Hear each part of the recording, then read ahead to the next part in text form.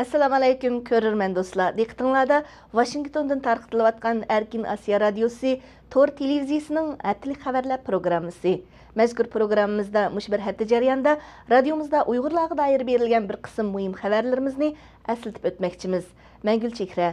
Aldı bilan hammanglarni Dunyo ona tili kuni munosabati bilan tabriklayman. Aksu Üçtürpan qanlıq to'qinishida 11 nafar Uyg'ur o'ldirilgandan keyin Dunyo Uyg'ur qurultiyi telefon yig'ini chaqirib, voqeaning oldi keyindagi vaziyat va bu haqda qilishga tegishli ishlar to'g'risida muzokara o'tkazdi.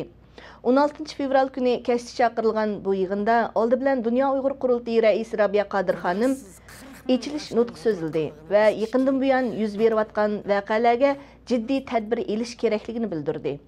U mundaq dedi: Dünyadaki her qaysi davlatlardan nimalarni talab qilamiz? Biz nimalarni qilishimiz kerak? Sharqi Turkiston davosiga qandaq yengilliklarni elib kelishimiz kerak? Degandek masalalar to'g'risida atrofli muzokara elib berib, bir yo'l xaritasi sizib chiqishimiz kerak. Telefon yig'inidan keyin Sharqi Turkistonda begunoh Uyg'urlarning o'limiga sabab bo'layotgan Xitoy rahbarlarini xalqaro sudga berishning yo'llarini izlash, eng qisqa vaqt ichida ularni sudga berish qatorli qarorlar ma'qullandi. Ana til xalqaro savdo cheklik şirketining direktori Muhammad Sidiq tutqun qilinib, to'p-to'g'ri 6 oy to'shqanda u to'g'riliq bir qism ahvollar oshkor bo'ldi. Uning Kanadadagi bir qo'rsaq akisi Ömerjan Bo'rining bildirishicha, u ilgari Uyg'ur avtonom rayonlik bosh idorasida xizmat qilgan va o'z oldiga buxgalterlik şirketi ichib, nurg'un Uyg'ur korxonachilariga yordam qilgan. Ömerjan ufqi haqida munolan bildirdi. Ufkam Abduali Ayub va Dilyar Ubulla bilan birlashib, Ana til xalqaro savdo cheklik şirketini qurg'ichi bo'lgan orliqda xilila tajribalik boshqurg'ichi bo'lib yetilgan edi. Ömerjanning bildirishicha, Muhammad Sidiq har qanday ishni qonun va belgilama asosida elib berishni tashabbus qiladigan samimiy yigit ekan.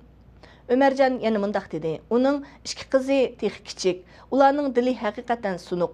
6 oydan buyon dadasining nega ketganligini bilmaydi. Muhammad Sidiq o'tgan yili 20 avgust Abduali Ayub qatorliq ona til tashabbuschilari bilan birga tutilgandan buyon izdirki bo'lmagan. Afat rayonidagi aholi va Kiriya vaziyatini yaqindan biladigan kishilardan egallishimizcha, Xitoy doiralari Kiriyadagi ofatning ko'lamini yoshirish va saxovatchilarga har xil cheklamalarni qo'yish orqali Uyg'ur xalqining Kiriyadagi qarindoshlariga berayotgan yordamiga to'sqinlik qilmoqda.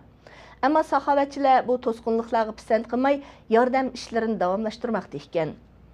Kiriya nayisida 12 fevral 7,3 bal yer tavragandan keyin butun Uyg'ur eli miqyosidagi Uyg'urlar, jumladan dunyoning har qaysi joylaridagi Uyg'urlar orasida Kiriyadagi ofat ommasiga yordam berish to'lqini qo'zg'algan edi.